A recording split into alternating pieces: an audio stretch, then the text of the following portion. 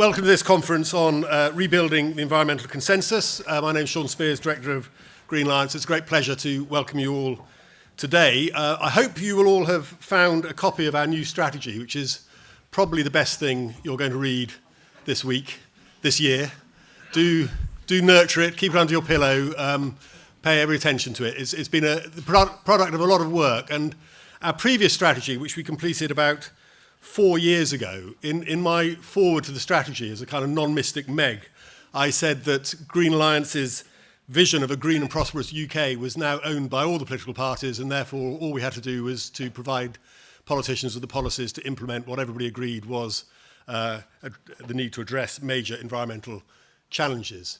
Since then, of course, we've had the invasion of Ukraine, Liz Truss and Rishi Sunak's premierships, Kemi Badenoch as leader of the Conservative Party pledging to repeal the Climate Change Act, the rise of Reform, whose leaders explicitly deny the reality of human-made climate change, and the current Chancellor's conversion to Liz Truss's nature policies, kill the bats, newts, snails, and every creeping thing and whatsoever creepeth upon the earth to get stuff built. So we're in a very different political climate, and these attacks on climate and nature are the context for today's conference and for Green Alliance's new strategy. The theme of the conference is rebuilding the political consensus, and that has obviously fractured and is a major point of political contention. But the political mandate for change, we believe, remains, and strengthening that mandate is at the heart of our strategy. So too is partnership. That's why Green Alliance has always held events like this, why we work collaboratively with NGOs, businesses, and others. And we want, as part of our new strategy, really to deepen and widen those relationships and work with a broader range of groups. So if you are interested in working with Green Alliance, then please do talk to members of the team who all, actually except for Mia now, have got lovely name badges, bespoke like that. The strategy also recognises that while it might once have been possible to win change by focusing narrowly on Whitehall and Westminster and other governments, it's now vital to win hearts and minds and persuade politicians that the changes we advocate will be good for the people they represent. Green Alliance itself will continue to focus on politics. We're not about to run public engagement and public-facing campaigns, but we do want to ensure that our work leads to positive social outcomes and has social impact embedded in all our policy solutions, and to work with others who work directly with communities impacted by change. There's no doubt that things have got tougher in recent years, but as I always remind Green Alliance's staff, one of our values is we are optimists and we can take comfort from many things. The government is still very committed to ambitious climate action, and we're going to hear later from Katie White, and Keir Starmer is on his way to the COP in Belém. We've got strong support from the Lib Dems, Greens and parties in the devolved governments. There's strong support within the Conservative Party, recently articulated by 3 former Conservative Prime Ministers. And perhaps above all, there's continuing strong public support, particularly for nature. And we are a country of nature lovers, but also for climate action. People care about the future they're leaving to their children and grandchildren. So our challenge, all of us, I think, is to harness that support. And I hope today we'll forge sort of new partnerships, new relationships, which will help people in their future campaigning. Like I guess probably quite a few people in this room, I've been reading the posthumously published memoir by Pete Betts, who led the European Union's negotiations at the Paris COP.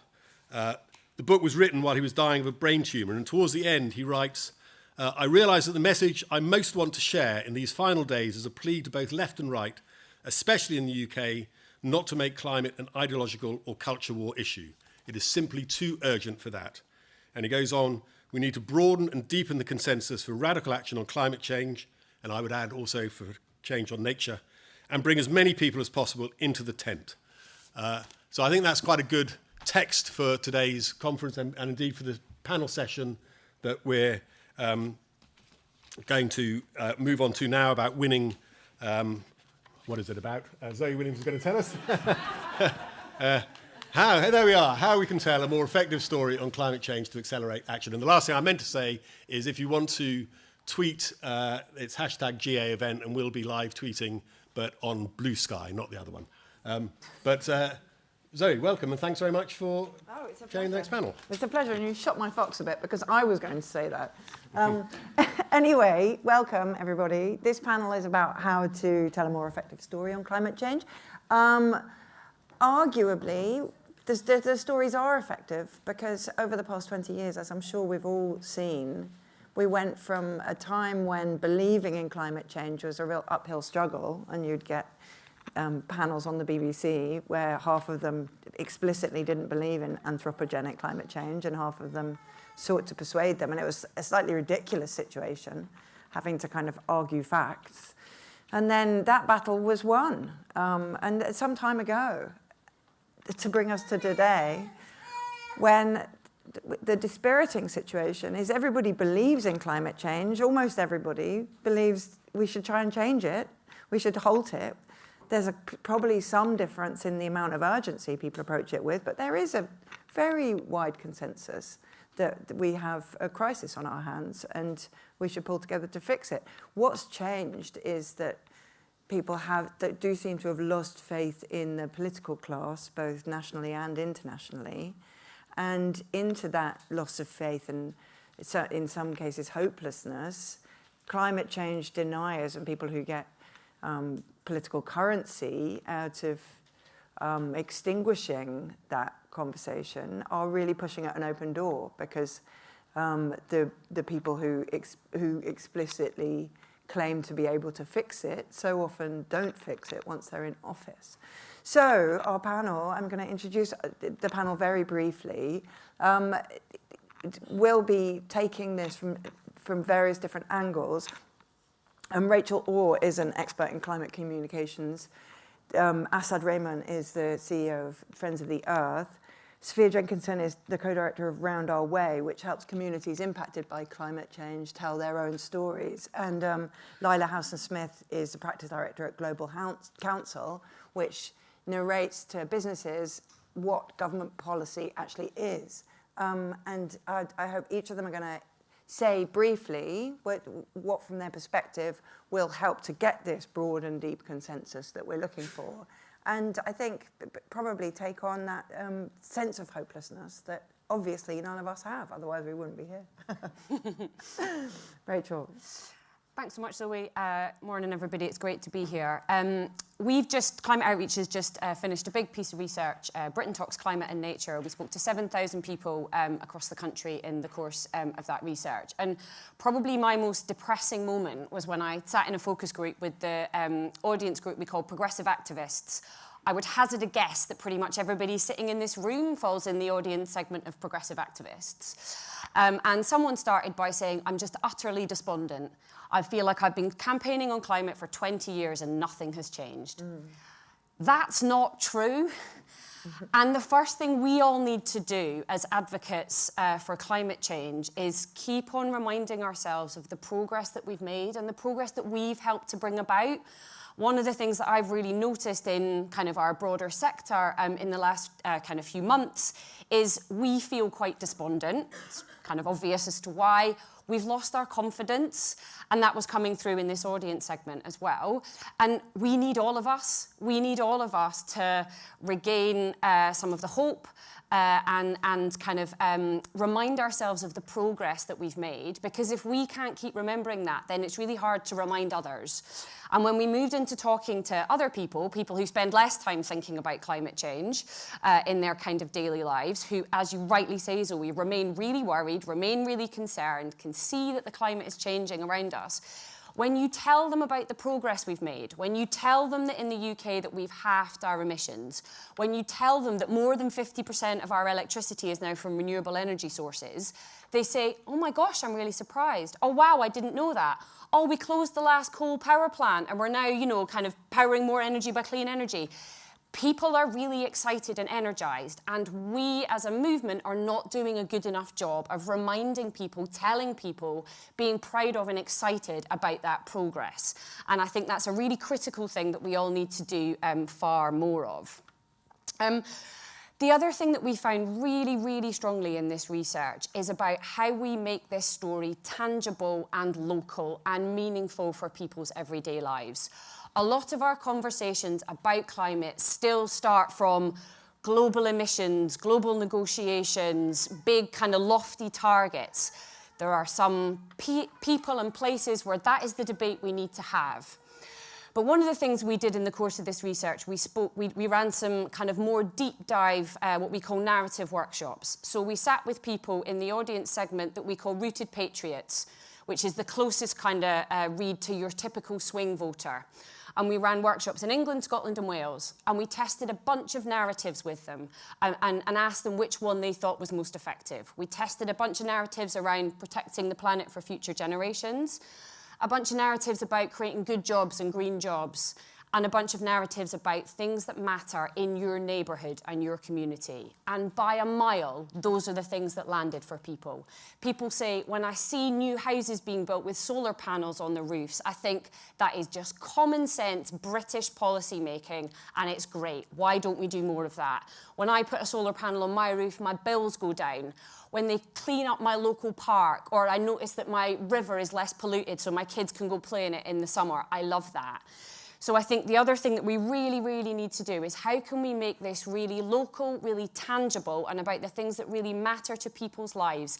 Let's start there and then build the stories out to the kind of bigger, more kind of lofty global things, and kind of remind people about the things that they know they're worried about, they know they care about, and use those as our kind of key touch points. Thank you. I'm going to play a bit of a devil's advocate. So I think the starting point is, I mean, even looking at the title, the climate consensus or the environmental consensus, what consensus? Consensus for who? Because you're right, we have seen advancements, but yet we know that the global story is we're heading still towards a 3-degree warming. We're breaching the 1.5. We know that for the majority of people, inequality is like the lens in which they're looking at the world and experiencing it. And I totally agree with you about place and identity being a play. So we all agree it's facts by themselves don't change anything. It's just stories. So the starting point is, what kind of stories are we telling? Are we telling a story about environment and the nature or climate, or are we telling a story about people and putting justice and fairness at the centre of it? And I think that's, for me, is the key, right? That's where we are not being good enough. We're seeing, and I have to say, when I first came into the climate movement, I used to be told in places like this that justice was a distraction from the climate fight, that the climate fight was a linear fight about reducing emissions and carbon. And I think we've moved a long way to recognise that actually justice is a story which connects both people, our energy prices, people's belief and love for nature, but also their right to housing, for public service, for social protection. Now, all of these things are no longer ideological in that sense. I mean, I look back at the IPCC's report, AR6, and it says you need a compact on climate and poverty if you want to win the social license for the transformation. Right. We know the right of weaponising inequality against climate. And if we aren't in that story and telling that story, well, they're shaping that story. So what does telling the story of inequality begin to look like?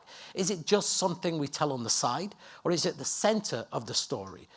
Are we going to start saying, actually, it's not just that people should have solar panels on those houses that they see. They should have the right to that housing. They should have right to that energy. Actually, every child should have access to a green space. Are we telling a very, very different story about the kind of Britain, about the kind of economy and society that we need to build? Because I remember very vividly, and I'm sure many people in this room do, when the Gilets jaunes, the yellow vests, protested against Macron's carbon tax, they had a banner which said at the front of it, said, the elites worry about the end of the world. We ordinary people, we worry about the end of the month. And I think unless we reposition ourselves to recognise that that is the starting point for the majority of people, then consensus on climate and nature, remain abstract, right? Because for people, it's what's happening to them at their end of the week and end of the month that is going to be the determining factor. And people are quite rightly angry. And they're angry about being failed. They're angry about being failed by an economic system, about a political system. And I think if we don't recognise that that anger is legitimate and that actually we should not be trying to defend the status quo, and that goes back to what is the consensus we're defending? Is it defending a consensus that says we all agree that certain words are used, net zero, etc. We all agree that certain things should come, but actually for the majority of people, their lives don't materially change? Is that the consensus? Is that the status quo we want to defend? Or do we want to defend and put forward something that says, actually, everybody has a right to live with dignity and in harmony with our planet? Actually, you can do that. And that requires a fundamental change in how we, as a sector, both operate and who we make alliances with as well. When we look across to the labour movement and talk about good jobs and public services, when we think about the different communities, the marginalised communities or most impacted, black and brown and migrant and refugee communities, do we see ourselves as being in that fight as well? Do we see ourselves saying, actually, this fight is an anti-racist fight? Or do we say, that's a nice value to have, but that's over there. That's a different fight from us. We were just talking as we were coming in about, could we get through this without mentioning Trump? And yeah, we can get through this. Well, because actually it reminded me, and I was with some colleagues in the US who very pointedly said they had very similar conversations during when Trump, about how the environment movement wasn't willing to step up and actually have a structural question about inequality. And now everything that they fought for is being unravelled. So I think the challenge to us is much more deeper and more profound. It's fundamentally a fight about justice. Thank you. Hello. So I'm going to build on some of that and just talk about, like, the stories that we tell are obviously really important, but who gets to tell the stories is equally as important. And it is about inequality, it's also about class. Yeah. So Round Our Way, for those who don't know, specialise in talking to audiences that don't usually hear from the climate sector, don't usually hear climate messages. And specifically, we speak a lot to older working class audiences. We use the work of climate outreach and the Britain Talks Climate, and we use Rooted Patriots as a guide a lot on sort of media consumption and where we're placing stories, for example. But also we work with people who've been impacted from working class communities to talk about how they're being impacted by climate change in the here and now. And what I would say is that, for me, reform is a symptom, one of many, many symptoms that we've seen in our politics, of a politics over the last sort of 4 decades or more that has really, really sort of talked down to, left out large swathes of our population. And I really think also as a sector we need to think about how we've done that, because for me, when I started working in the climate sector, I felt uncomfortable in a lot of spaces. I think it's one of the least racially diverse and class diverse places I've ever been in. And I think, you know, it's not the only space in progressive spaces that's true. But also the media is like that. Westminster is like that, and that is why we're seeing sort of the stories and who gets to tell them are shaped by all of those things. And so the work we do is partly to try and redress that. But sort of what happens as a sort of a symptom of that is that you get this sort of perception gap between what politics thinks is true in the public and what is actually true. So it's really, really striking on climate, you know, what Rachael was saying about, like, and Zoe was saying about that the majority of people in the country are both concerned about climate and supportive of action. You wouldn't know that if you only consumed the British media and didn't ever look at polling. Like, the way it is presented is this polarised thing. It's polarising in politics in Westminster. It's not polarising in the British public. It's not the same as America. We actually have public consensus in a lot of these, you know, on a lot of these issues. That breaks down in certain local places, and you need to be very, like, cautious of that. But on the whole, it is holding. And so, you know, if we're looking at the political class and we're looking at journalists and the media, we need journalists and the media to really interrogate what the public really think. But part of what they're reporting on is the feeling they're getting from politicians, which is that there's this perception gap.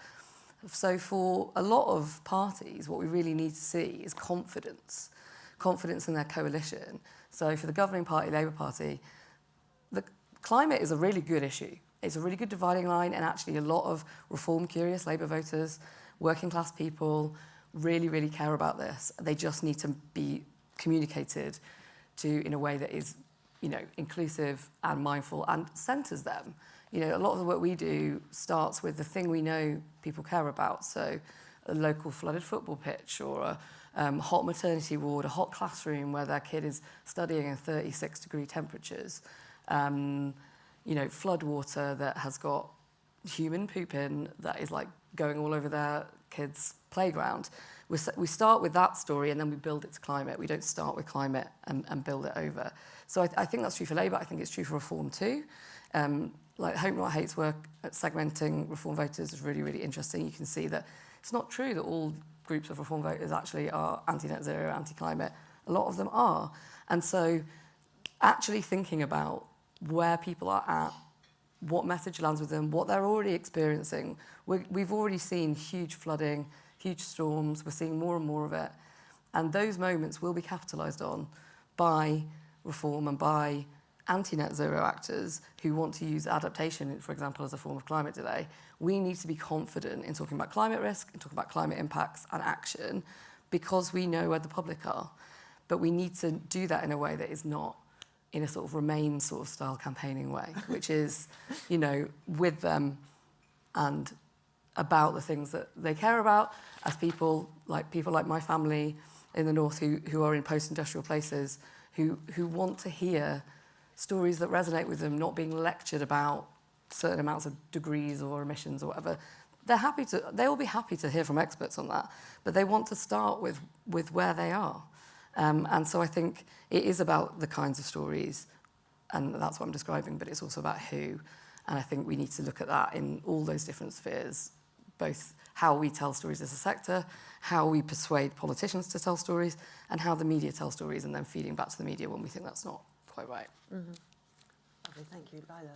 So I wanted to talk a little bit about why I think the politics of this has become really difficult, because I do think, as Sophie said, that's a lot of what is fueling the narrative. And I think some of this is inevitable. I think I like the framing of the current decade as the crunchy decade for kind of climate action. I do think it is becoming more challenging. There are some trade-offs, and I think we have to be honest about those trade-offs. Particularly, I think, you know, as this became a more real issue for people in their daily lives, whether it's kind of decarbonising transport or heat, I think these are kind of real issues that we need to have dialogues with people on. But I also think it is in some ways remarkable that the consensus has held for this long in political circles, not least because our kind of 4-year electoral cycle type system rewards kind of trying to create dividing lines. And effectively, actually, it's held for a pretty long period, and we're now seeing that play out. We are also seeing a very specific set of dynamics between the Conservative Party and Reform UK, which we can go into, but I don't think there's kind of too much interest in that. But I think that is also kind of pushing things at the moment very aggressively in one direction.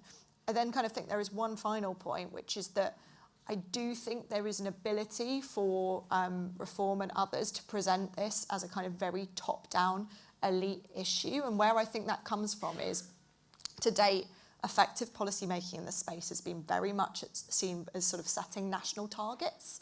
And, you know, I love effective policymaking, great. I think we could all kind of get on board with that. But I think it doesn't help with, one, the communication, but actually also kind of the way in which people feel about this. If they feel it is being imposed on them by a central government in Westminster, that doesn't sort of feel great as these actions start to get absorbed into their kind of daily life. That said, I think we are not necessarily giving the current government enough credit for what it is doing well in this space. And I just wanted to reflect on a few things that I think, particularly actually in the last sort of 6 weeks or couple of months, that they have begun to kind of resolve and create a bit of a position on. The first is around language. I think this government is beginning to understand that actually net zero as a term means less and less to people, and actually doesn't tell, to Sophie's point, any kind of story to people that relates to their everyday life, their experience, and where they live. And I think they are beginning to find some language to talk about why we need to take action on climate. And I think that's something that they will be kind of building on in the coming weeks. The second thing is, I think they are beginning to talk up the progress we have made in terms that actually mean something to people. I think they were really helped by a piece of research, which I'm sure lots of people in this room saw recently from UCL, which effectively translated the kind of impact of building more renewables and specifically wind onto the system in terms of consumer bills. I think we need to be doing a lot more of that. I know it's kind of, the data is complicated, we have to build in the counterfactual, but we absolutely should be doing that, because otherwise I think people just see their bills now and think, well, they're extremely high, and they're certainly higher as a proportion of take-home pay than they were pre the Ukraine crisis. So kind of why? And related to that, I think particularly Ed Miliband is kind of building that broader counterfactual, which is to say, actually, fine, you want to build more gas-fired power stations, that costs money too. It's not the case that we can just do nothing and expect our economy to grow. You know, growing economies are built on modernised grids, secure power systems. Ultimately, whatever choice we make, we will have to build more stuff, and that will cost money. We can have a conversation about where those costs fall, but I think we have to be relatively honest about that. I think this is the final point, just on costs specifically. I think it possibly is the right framing, while kind of lots of industry and corporates and investors will be challenged by this, is that we can't have decarbonisation at any cost. We do have to think about how much we are paying for procuring new offshore wind capacity. And I thought the kind of budget notice around the next auction round for renewables was kind of positive on this. I think the government does need to be seen to be trying to put downward pressure on prices, and whether that's through a kind of dialogue with the people that are going to develop this new renewables capacity or something broader. I do think that they need to be seen to be having a bit of an argument with business on some of this, because otherwise it is kind of, it seems that potentially, you know, just the renewables developers are benefiting. While we may all know that not to be entirely true, I think there is an important point there. But I think what the government needs to be doing better is to avoid this polarisation, is both to be considering how the people in this room receive the changes that they make, but also not forgetting this kind of argument around costs, because otherwise you risk that the government risks, and I think this is a very real risk for the government over the next 6 months, which is it effectively becomes kind of somewhere in the middle, where it is displeasing people that think that they should be doing more, kind of environmental NGOs and others, but it is also not doing enough to address voters' concerns about specifically the cost point, not the climate change point, but the cost point. And this is why I think it comes back to the question of energy affordability. And I think this is the real area where this could kind of fall apart in the next 6 months to a year. I think that there is very clearly a series of measures that this government could be taking to reduce our energy bills, which is how kind of most people interact with this climate change and decarbonisation agenda, which would also support what they're doing in terms of electrification, decarbonising the power system, encouraging people to take up heat pumps and EVs and these sorts of things. They could do much more, I think, to align those two agendas, whether that is looking at how policy costs fall on bills, or looking at whether in the short term, effectively, the Exchequer can absorb more of the cost. I think there is also just two final points on language. I think this government is a bit confused in terms of when it talks about territorial ambitions and needing to get them down, but also climate leadership. And I think we need much clearer messaging on why the UK needs to act now, and what that means for kind of the global picture. I think at the moment that's quite confused, and there isn't really a single hymn sheet that all government ministers are speaking to. And finally, and it's kind of been touched on, but I think the government continues to look at nature policy or nature and environmental policy and net zero or kind of energy policy in silos. I think the kind of talk of bat tunnels, newts, whatever it is, while it may have been politically expedient, has contributed to this sense that those two things are binary and they're not kind of being looked at together. We're either kind of bulldozing and building houses, or we're thinking about how we use land and getting in a proper framework there. I think actually the government isn't working in total silos. I think there's lots of good work between DEFRA and the Energy Department on this, but they need to work out how they speak about that in a way that is compelling to people, because actually the way that lots of people see these things in real life is absolutely not separate. You don't, as people have kind of referred to, you don't see the flooding of your local playground as totally separate from decisions that, you know, the government is making around offshore wind. These things are connected, and we need to talk about them in a connected way. Okay, lovely. Thank you, everybody. So since Trump and reform and the right-wing agenda has come up and so fast, despite our best efforts, we may as well start with how, as Sophie said, how you put this case in a not Remainy way, you know? So, you know, Rachel, you talk about telling a positive story, but how does one tell a positive story without sounding complacent? And at the same time, how does one tell a story about rights without... How do you kind of marshal constructive, what's happened that's constructive, without making it sound like you're defending the status quo? So I think we have to think about what our story is that we are proud of and want to build on. Right. And I think that is going to people and places and asking them about that. And I think it is, you know, building our stories and our narratives from those voices. You know, we asked people if they're doing more to kind of protect the environment than they have done previously. 2/3 of people said they're doing the same or more. Mm-hmm. What is that? What are people doing? What are people doing in their communities? What are people doing in their places? How are we elevating those stories? How are we sharing those stories?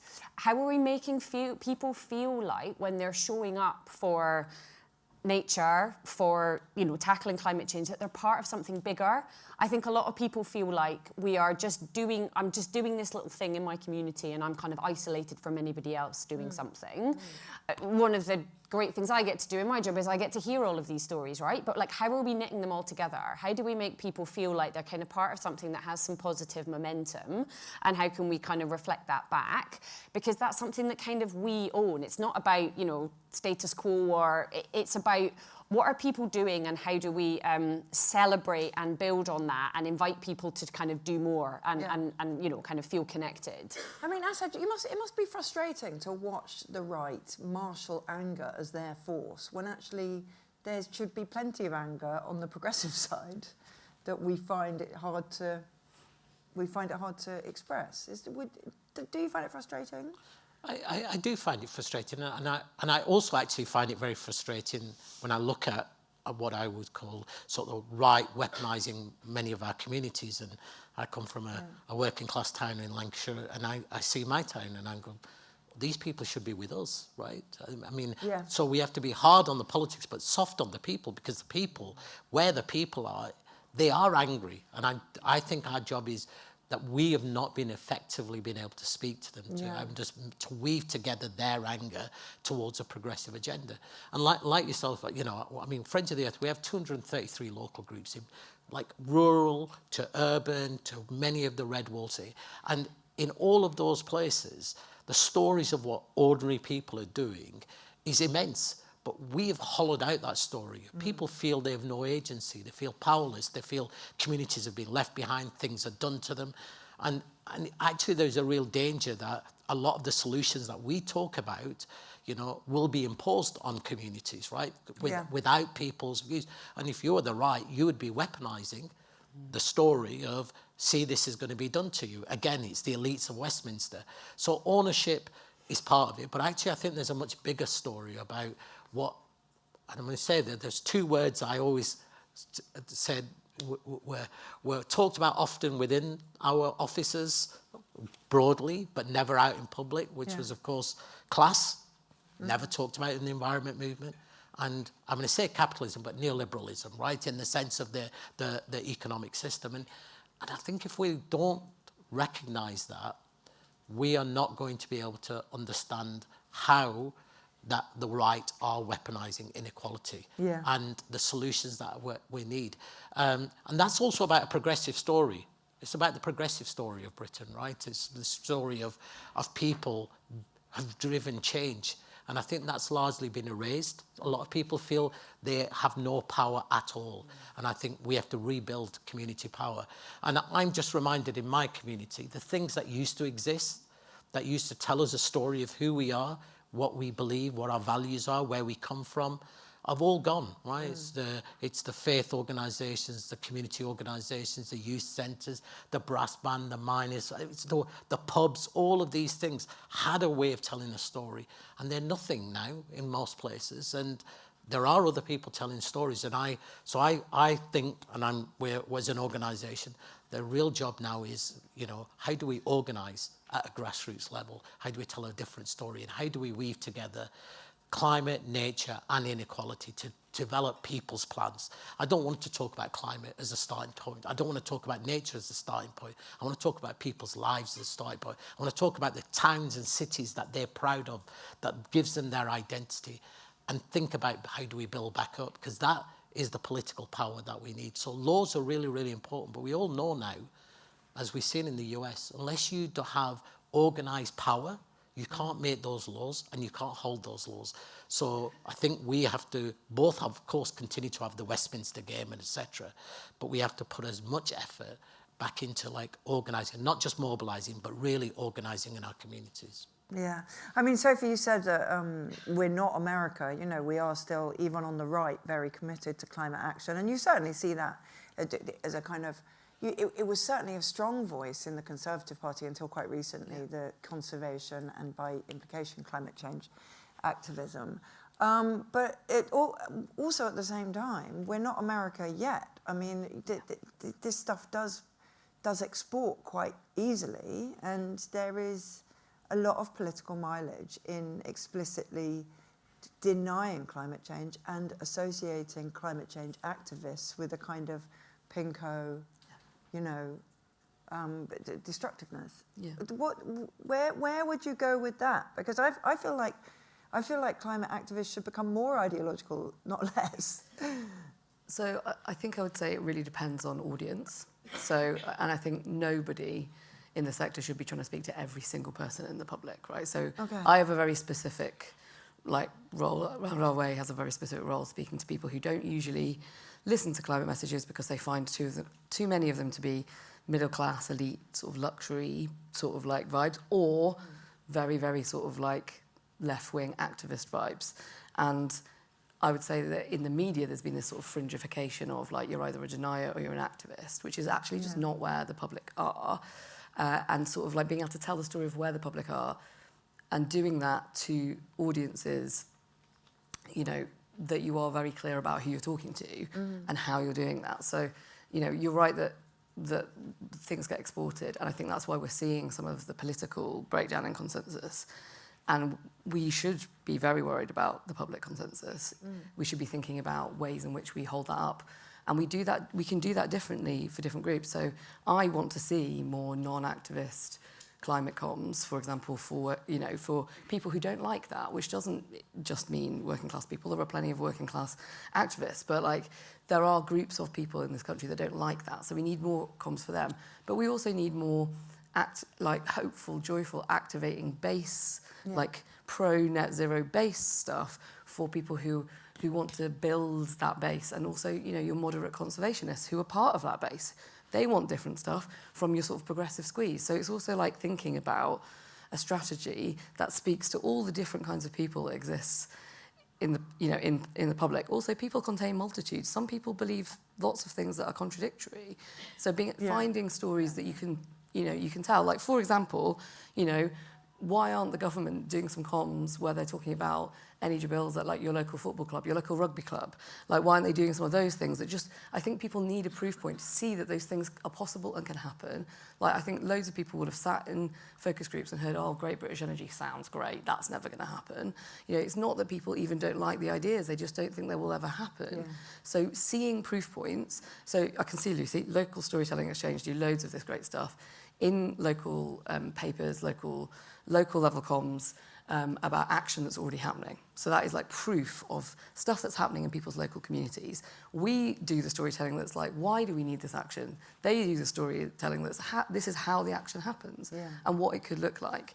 So I think it's about audiences, but it's also about finding those sort of really, really engaging, authentic is like such an important part of this as well, like stories that speak to those different groups of people.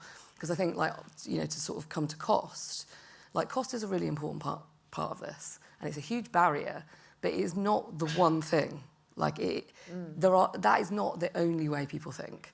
They also think, do I want my house to be flooded, my local community, the place I love, that I'm told all the time is left behind and, you know, a post-industrial wasteland. I love the place I live, and now it's being flooded, and I care about that, and I want that to be protected for me and my family and the people I love. So that cost is a barrier, and it's really important. I'm not saying it's not an important message, but we need to think about that. I mean, Rachel could probably talk to this more, but in the Rooted Patriot group, off the top 5 messages, cost came 5th. Yeah. So it's in there and it's important, but it's not the only thing that we need to be talking to people about. That is not the only way people think, especially poorer people thinking that they only think about cost. I mean, they do, obviously, it's a worry for them, but and more so, but it is also about the place you love, the people you love. Yeah. You know.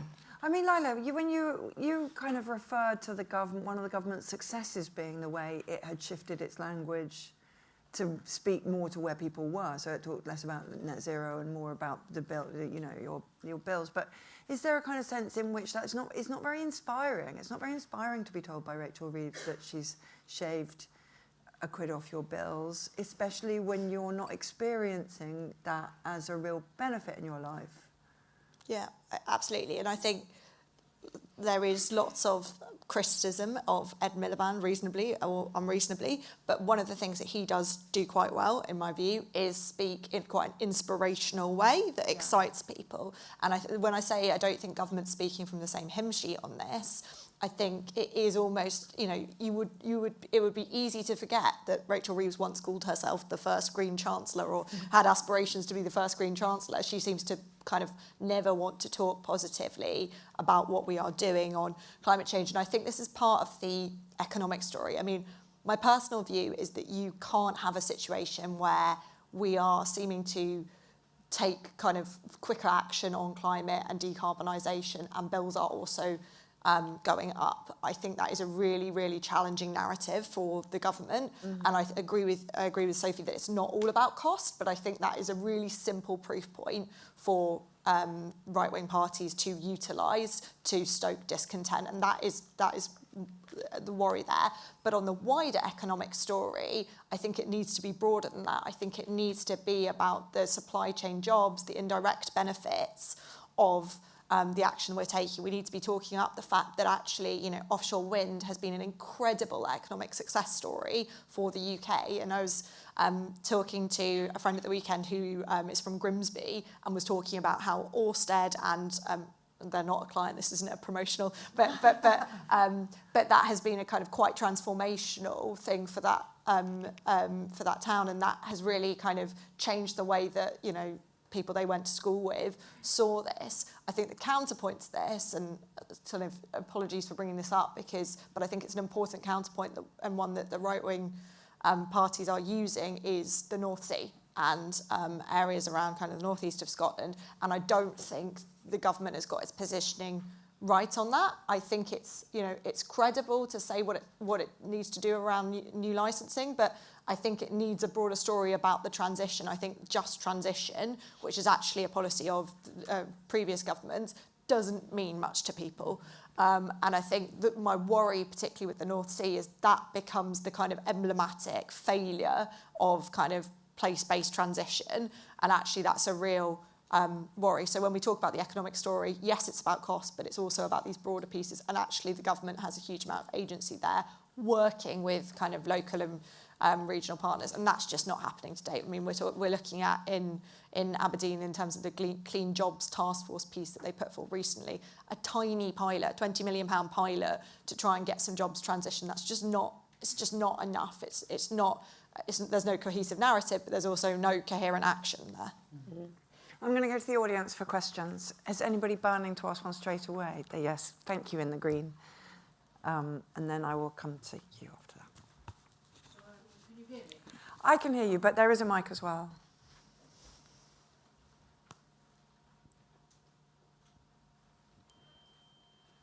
Hello, I'm from Oxford. I was just listening to the initial things about inequality, class, and localism. And we have low traffic neighbourhoods, and now a toll came in last week, £5 if you go around a certain road or a number of roads in Oxford. And it has divided our community absolutely massively. And my fear is that when the next vote comes round, the people who are doing it will be voted out. And people in East Oxford say, well, why have we got blocks in our road so we can't get our car? I'm a nurse, I work in the hospital, I do shifts, I can't afford to wait for a bus or pay for a taxi. Why doesn't North Oxford have, which is much more expensive, why don't they have this stuff imposed on them?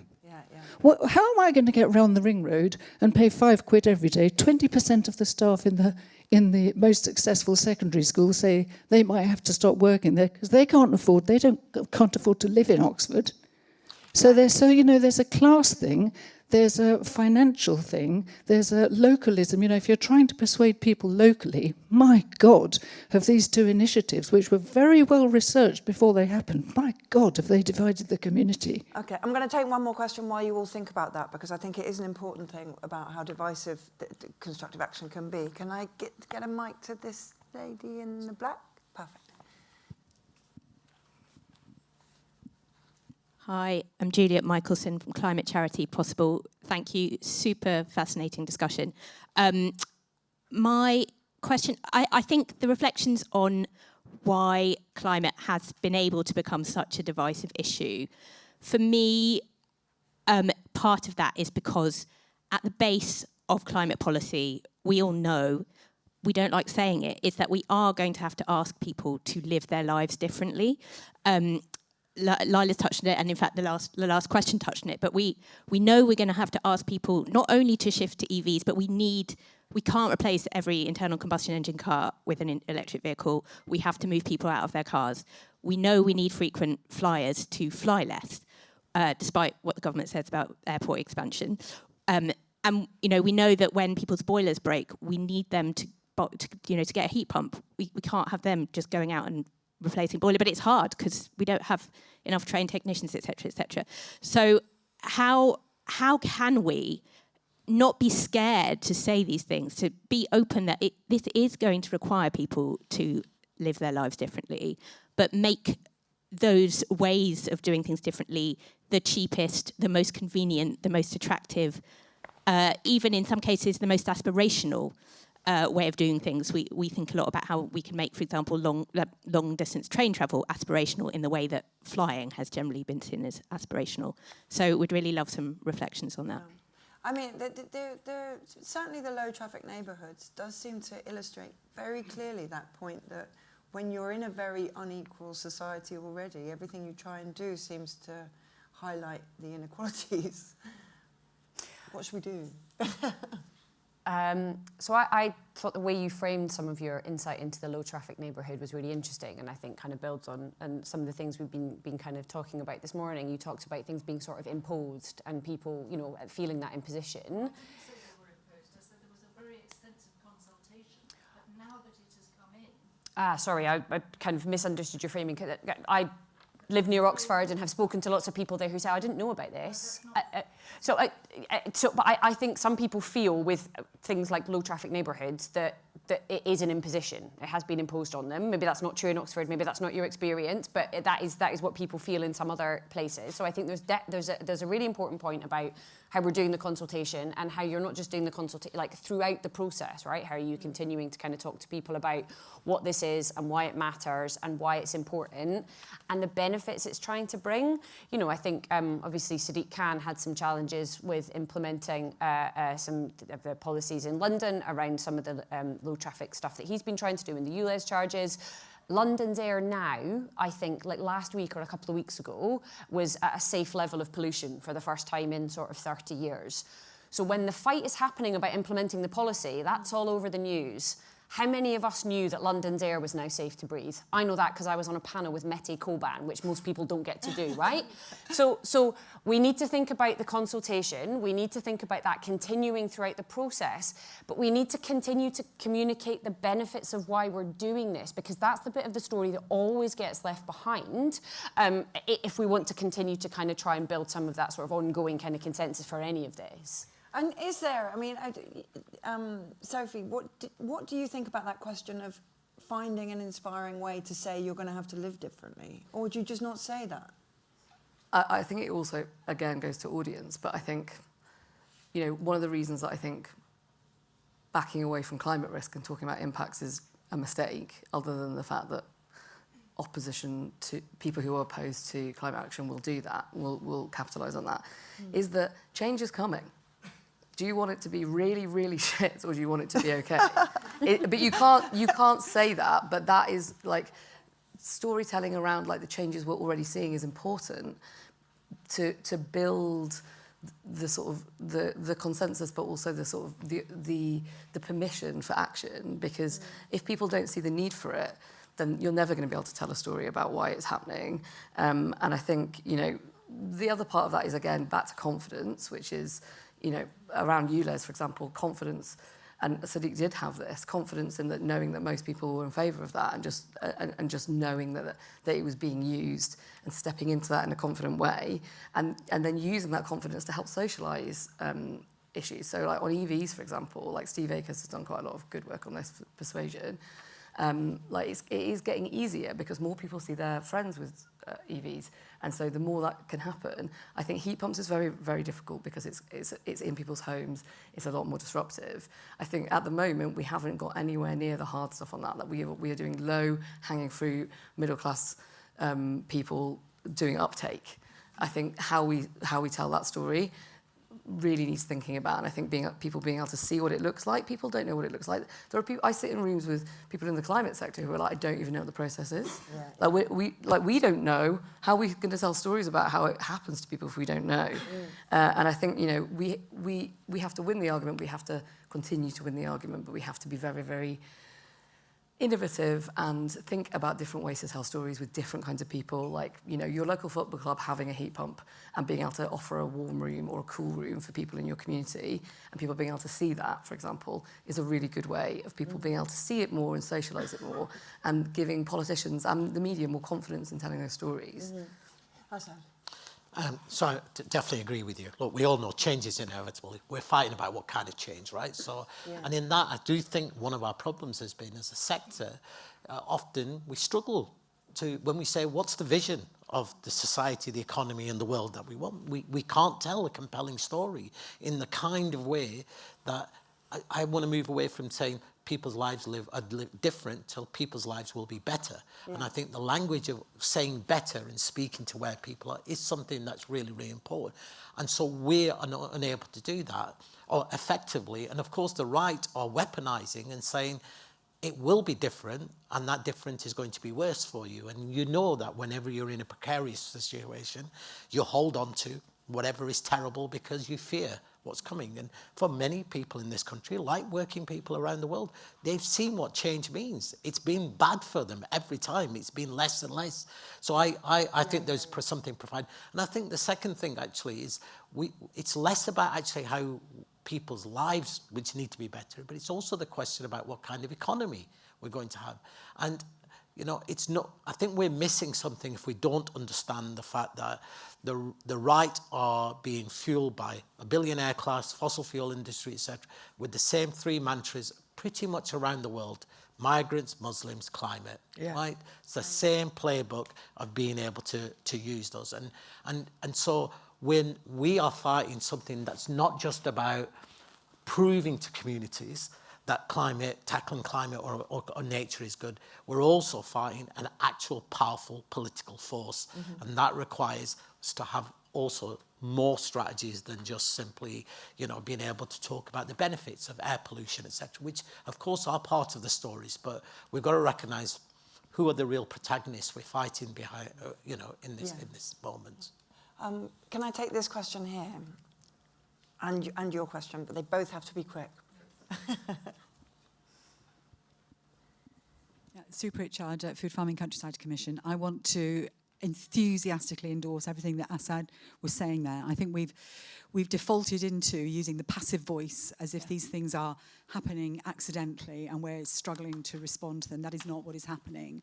And even the topic, rebuilding the environmental consensus, I think keeps us in that passive space. We are not going to be building consensus with the current beneficiaries of the system, of people who already have power and resources.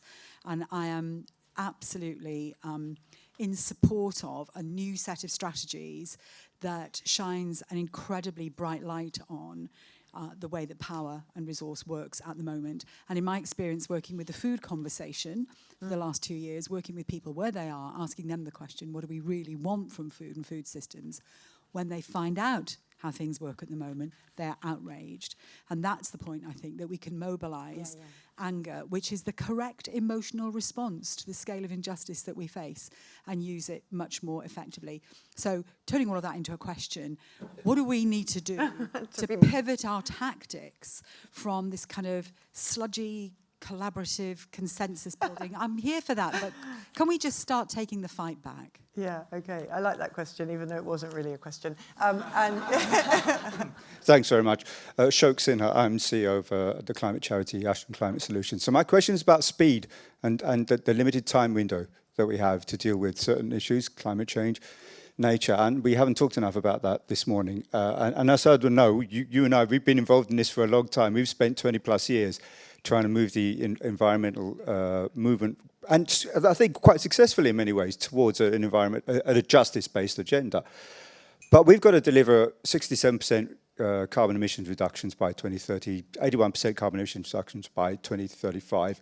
When we do that, there will still be insufficient social housing, GP waiting lists that are too long, skilled kids not getting the right education, massive wealth inequalities. Action on climate change isn't the only, or the environment isn't the only tool by which we can create a better society. And how do we create the rights, how do we help create a social license for the speed and scale of action that is required over the limited time that we have, whilst not over-promising what action on the environment can actually do to people's lives, leading to potential disappointment and disenchantment?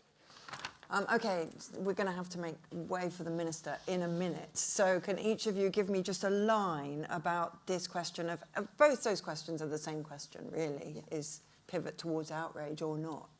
Yeah, so I think we need to be much bolder in terms of, I'm really pleased so much for this discussion's been around class and social justice. And I think actually, yes, middle income households have been the first movers. We now need to basically provide the incentives for lower income households to make choices that decarbonise, but also make energy or whatever it might be cheaper. And I think some of that is about being a bit bolder on actually saying, you know, we're not going to subsidise middle income households switching over to EVs. We're going to put all of that money actually much more focused on making this cheaper for lower income households. And I think that will require some boldness, because effectively what you're saying to one group is this is going to remain more expensive for you because we think you can afford to pay for it. But for that lower income group, actually we're going to make this economically attractive for you. I think that's a big part of this, and I think that has been somewhat missing so far. I think it's the narrative that this government is facing into the budget with in terms of fairness. I think if we're bold enough to be able to be talking about kind of wealth taxes, the banking sector taking more of the pain, we should also be kind of more open in terms of lower income households being more supported in their transition and actually providing kind of fiscal support for that. Lovely, thanks, Sophie. I'm going to repeat myself here, but we do have consensus for a lot of things. And I'm going to repeat myself on audience, because it really, really depends who we're talking about. Working class people do care about climate. They do want action. They do want to not be patronised and spoken down to and have things imposed on them. But there are lots of ways that we can make that happen. I think speed, sure. I think we have to be careful not to, you know, given where we are globally, put too much as a movement on like very specific things. If we're losing the argument, for me, winning the argument is more important than hitting certain things at certain times. Because of the global picture, we have to make. If we lose the argument in this parliament, like we're cooked. So we have to, and we have to do that with people, and we have to do that well. And I would say at the moment we're okay at that, and I think we could probably be a lot better. Okay. I think people are desperate for change, and if our current government doesn't deliver change, then there are voices that will deliver change, and that change, as we know, is going to be horrific for the majority of people. It will be divisive, it'll be walls and fences, it'll be unravelling the last 30 years of progress. So we have to. I think this is the call for boldness, and I think the government needs to tell a much more bolder story that speaks to where people are. And so, yes, when we talk about warm homes, we should be talking about people in this country have a right to housing, warm housing, and I think it's a different story. And Asad, I look back at social progress over the last 150 years, and I think about all of the key pivotal moments, and I think about how transformation happened, and it happened because there were movements that were willing to talk really bold about a radical progressive vision, and people, and it inspired people. And I look back to the Labour government in 1945 and think, in those 5 years, look what we did. So if we can do that, why can't we do that again, in the sense of telling a much more bigger story that gives people hope about the future? And you talked about rights, which I think is absolutely critical. Yeah, it's totally, absolutely, it's rights. And I know, and I think there is a danger in our own sector of people thinking that this is a piecemeal fight, and that you can save the bees and save the trees and deport refugees at the same time. Because that's exactly what the right are able to do, are able to say, actually, don't worry about us, we'll protect your nature and we'll do these horrible things at the same time. So it is about right, and it is about justice, and it is about fairness. And on the LTN question, that's where we should be talking much more about public transport, free, renewable energy-driven public transport. We should put in way more money. For the majority of people, that's what matters in their community, not EVs. Rachel. Take risks, back each other up when we get hit, because we will, and get out of London into the people who are leading brilliant stuff in places around the country. Okay. Yeah, decisive, succinct, brilliant. Okay, thank you, panel. It was a pleasure to hear you, and let's make way for Katie White.